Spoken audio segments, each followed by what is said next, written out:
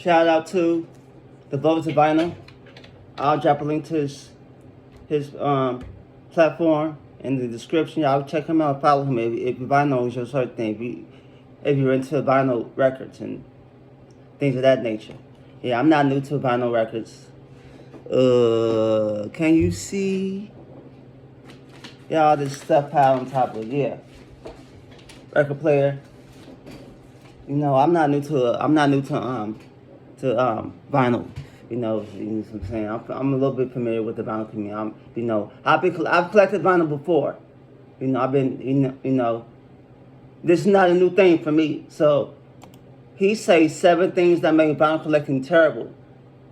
Let's see what he's talking about. And this Ray Charles in the background, okay. I'm gonna have to check that out. Do he got the song Hit the Road Jack?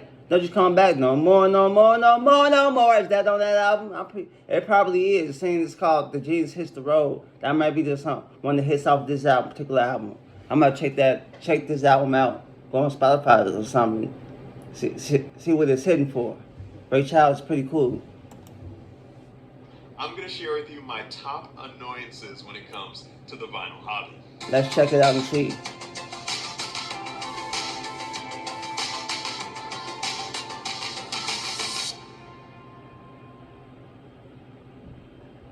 Welcome back to the channel. Now, in a previous video, I talked about all of the small joys that I get when it comes to vinyl record collecting. And so I figured it was only right to talk about the small and, well, sometimes big annoyances when it comes to vinyl record collecting. So I'm just going to jump right into it with number 1. Alright, so number 1 on my list is storing vinyl records and everything that comes with it. I'm a big physical media collector in general, so I like to also collect CDs and collect movies, and these things are just so much easier to display and store than vinyl records. For example, I have a CD collection that has probably a few hundred CDs, and they can easily fit inside several CD wallet binders. You can pick them up easily. I never had a CD wallet binder growing up, but my cousins and them had that. They had all the CDs, Ludacris, Missy Elliott, early 2000s, whatever, popular stuff, on the popular stuff at the time, they had the CDs. I had CDs, of course, too, but I didn't have as much as they did. You feel me? And I had different, I was listening to that stuff, but I was listening to other shit, too. So I was, my CD collection was more other shit. Yellow Card. From room to room or location to location, my entire CD collection can store very easily inside a couple of the cubbies of a IKEA Kallax shelf. And overall, I don't feel that they are a burden to have in the home at all. I prefer vinyl over CD, personally.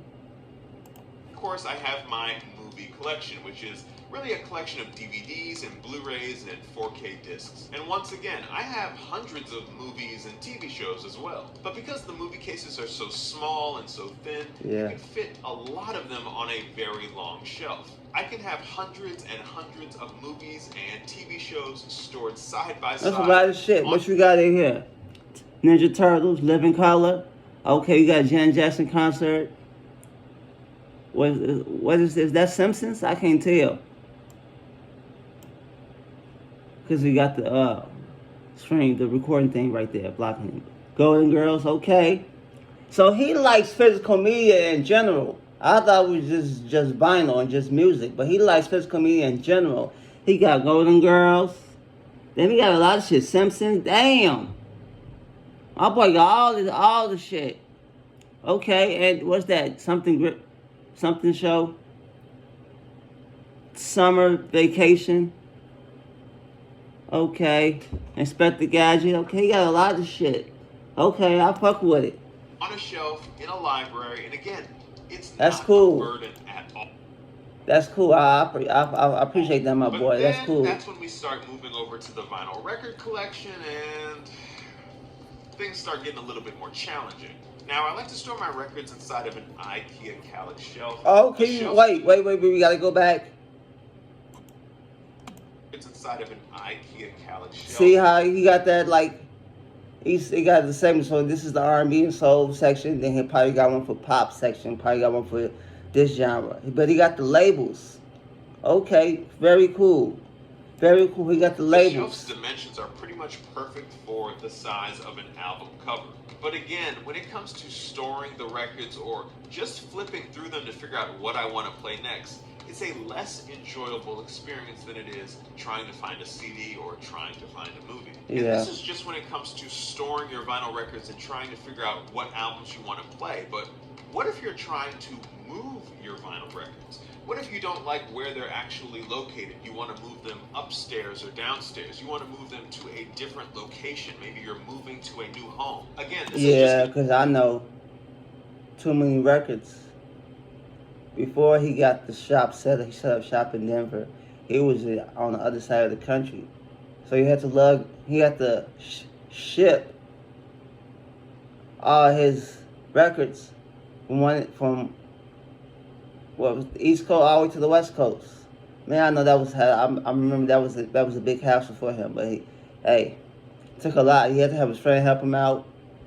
I think he said when he made it back over there to the East Coast, his friend had piles of boxes that already came through. That his friend was holding for him. To other types of physical media.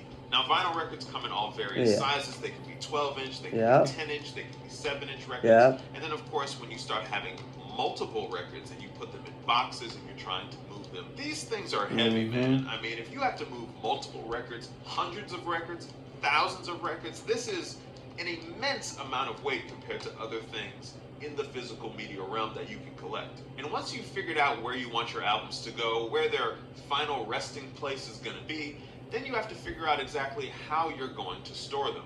A CD wallet, for example, is very cheap to buy, all things considered, and a DVD or a Blu-ray can kind of fit anywhere. But between the size of an album cover and the weight of records, you are going to have something fairly substantial to be able to hold your records, especially if you have a big record collection. So once again, that's just more space that you're going to have to think about, more space that you're going to have to dedicate to your collection, and, well, just a lot more money you're going to have to invest in protecting and storing your vinyl records. And on top of that, there's also the element of protecting the actual vinyl and the actual album cover. So that means you're going to have to invest in good inner record sleeves and good outer record sleeves, and, well, you know, money. All right, so number 2 on my list is that vinyl records and the equipment that we use to play them is pretty damn fragile. Now, we love vinyl records for various reasons. Maybe you just like the ritual of playing records. You find it to be relaxing. Maybe you like it because of the nostalgia. Maybe you love it because of the warm sound. Maybe you just simply like to interact with an actual physical good. That's it. Like for me, interact with the physical good. Just have physical copy. I might do a separate video talking about the difference between vinyl or just physical media in general versus streaming and internet. But if y'all want that, let me know. Paying a lot of money and getting ready to sit down and listen to your records and realizing that a record that you paid a good amount of money for is a little bit damaged because of scratches on the surface of the record. Now, while you can always fix a dirty record that might have dust and maybe a little bit of debris inside of the groove, you give it a really nice good cleaning and it can sound as good as new. Things that are a little bit more problematic, like, say, scratches or warps, these are things that you really can't fix, and you're kind of just going to have to deal with it. Now, on top of that, in the vinyl hobby, everything hinges on the condition of your stylus. If your stylus gets broken or it gets worn down over time, your record either will not play at all or will play significantly worse than you anticipated. These are things that are going to significantly hamper your vinyl record sound, and in many cases, it just might make your vinyl records sound outright bad. So when you compare vinyl records in terms of their fragility to things like digital downloads and streaming, it's really no comparison, unfortunately. A vinyl record, once it's damaged, it's kind of cooked. But if your MP3 file or your FLAC file got corrupted or just got outright lost, there's at least a chance that, depending on where you bought it, you might be able to re-download that particular song file. Now, I do think that there is actually something kind of special about being a caretaker for a vinyl record. knowing that you might have an album that was manufactured decades ago, and the onus really falls on you to keep it in good condition. But at the end of the day, that still doesn't change the fact, and at times, the annoyance of vinyl being fragile. Alright, so coming in at number 3 on my list is price. Now, everything is expensive these days. Vinyls can be pricey. Absurdly expensive. A few weeks ago, I actually went and bought a newspaper. Yes, I did that. And it was $4. Damn. $4 for a newspaper. What are we doing?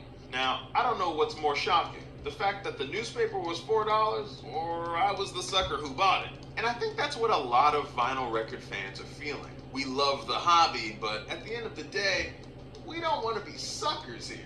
The prices for new releases are getting higher and higher. The prices for special editions or box sets are getting higher and higher. And of course, the prices for vinyl record subscription services like Vinyl Me Please are getting higher and higher. Hopefully, we will start seeing prices across the board stabilize and start coming down, but as it stands right now, I don't get what's the point of like Vinyl Me Please and those type of services. Because you got to pay for the service. But then when records come out, when they do out presses and different, when they put out records, dropping records, you got to pay for that too. So I got to pay a monthly service for Vinyl Me Please, or whichever one it may be. Then when they have a record that I got to pay for that as well. Like I can get the record. It's not like they put out records where you can't find nowhere else. Like, oh, this old Dirty Bastard, dirty version is only available for Vinyl Me Please. You can't find nowhere else. Or this Miles Davis joint, or this Metallica album. You only get it for Vinyl Me Please. Like, you can find, they're all over the place. Is what I'm saying. So, what makes that's what I don't get. I can go to a record store and pick up a copy. I can go on Discogs and pick up a copy. You know, there's multiple of the places. You know, it might not be the same copy at the Vinyl Me Please, the same variant or special little, you know, whatever packaging that the Vinyl Me Please might be offering, but at the end of the day, I can still get the record at multiple different places. That's for me. I don't care about special packaging or anything like that. That's not my thing. I just care about the music. As long as the music sound good, I don't care about special packaging. A small annoyance, but a really big one too. All right, so color variance is different. If it's a certain color variants might be cool, but at the end of the day, it don't really matter to me personally. Is the smell of vinyl records. Vinyl records have a distinct smell to them. It's kind of I don't know about all that. Old smell, a vintage smell, a musky smell, a dirty smell. And to make matters worse, if you buy a used record, especially if you're not buying it in person, so you're buying it online and you really don't know who you're buying it from, you might get those things in the mail, open them up, and they just smell like perfume or cologne or some other smell. Now, I think that there is probably a decent contingent of vinyl record fans that might like this about vinyl records. They might find that this is part of the charm of vinyl records, but I ain't never smelled the record, so I'm not. When it comes to the vinyl record hobby, I'm not hip to that one. Involving maintenance. Now, I'm talking about maintenance in terms of your turntable equipment, and I'm also talking about maintenance of the vinyl records themselves. Now, as I mentioned before, vinyl records are fragile, and so that means you're really going to have to do a good job of maintaining them. That can involve cleaning them, so maybe you're going to actually have to put in some elbow grease and hand clean your vinyl records, or you're going to have to invest some money in a record cleaning machine, and so that might save you some time, but you might have to sacrifice some money. Yeah. Let's be honest, turntables are really amazing machines, but they are machines. They are pieces of technology, and technology does break. The turntable motor might die out. If you have a belt-driven turntable, the belt might snap off. The stylus itself might break or just kind of wear out and need to get replaced as well. And then something could happen to all of the other components that you're relying on as well. Something might happen to your phono preamp, or maybe your speakers stop working or get blown out. There's so many different points of possible failure when it comes to listening to your vinyl records, and so you just need to know that if something did happen to your turntable equipment, you're going to need to be able to replace it pretty fast in order to keep enjoying your record collection. And that could definitely be a frustrating thing, especially if you are on a limited budget, or if the equipment that actually broke down no longer is being made.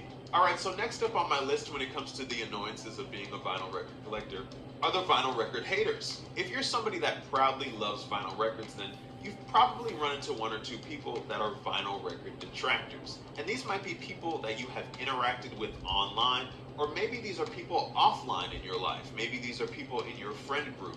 Maybe these are people at your job. Maybe these are people in your own family. These people just love to say something that has nothing to do with them to try and bring you down for something that you love.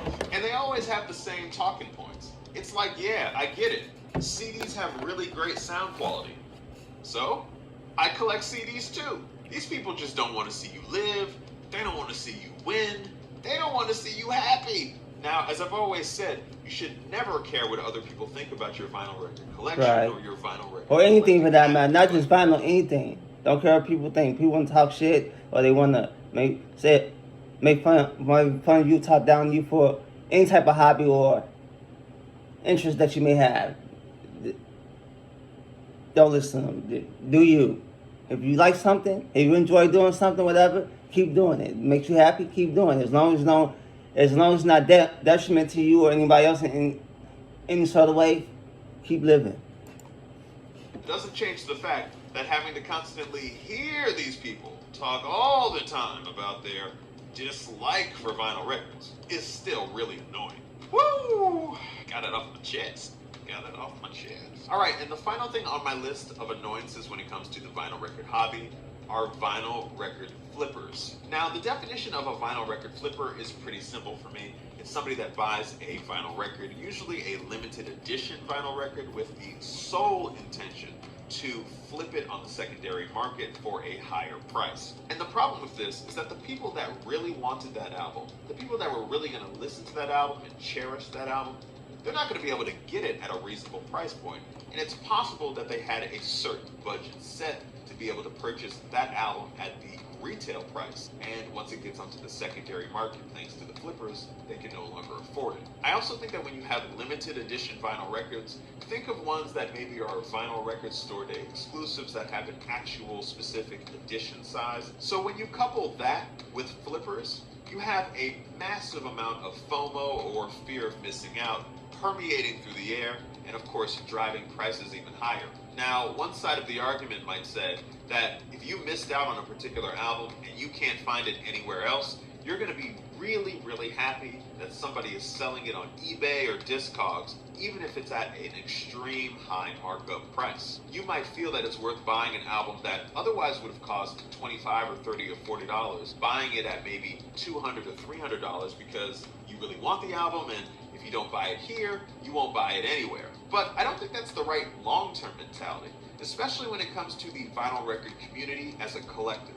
Admittedly, when it comes to collecting, there's always going to be people out there that want to buy something at the retail price with the sole intention of selling it for a higher price to somebody that is really desperate. But hopefully, if you can be patient and stay calm, it can drive these flipper prices down, and maybe as time goes on, it'll start to change people's desire to want to flip vinyl records in the first place.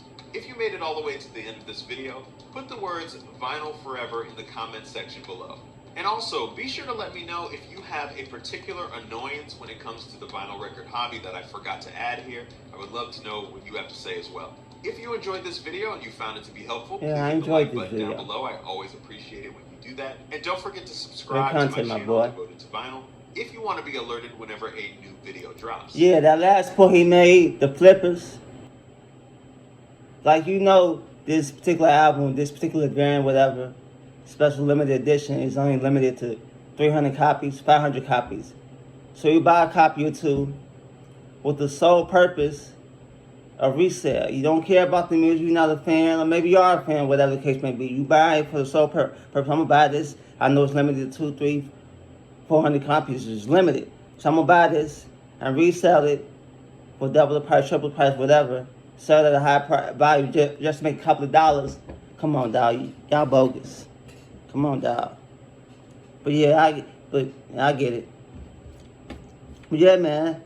He was spot on. Thank you very much for watching. He was spot on with the points that he made in his video. Yeah, I ain't got nothing bad to say about it. He was spot on. So yeah, man. Like I said, I'm gonna drop the link to his channel. If you wanna subscribe, check him out. He posts good content, vinyl related content. You know, if you're new to the channel, check me out. Subscribe to me. You know, I know it may seem like content on this platform is all over the place. I post a lot of different things. I react to a lot of different things. Cause I'm into a lot of different. I'm into a lot of shit. You feel me? So yeah, I like a lot of different things. You know, I'm not just on one pony or one type of niche. Maybe I'll get to that at some point in the near future. But I like a lot of different things. So y'all gonna get this content. You feel me? So yeah, catch y'all the next one. Peace.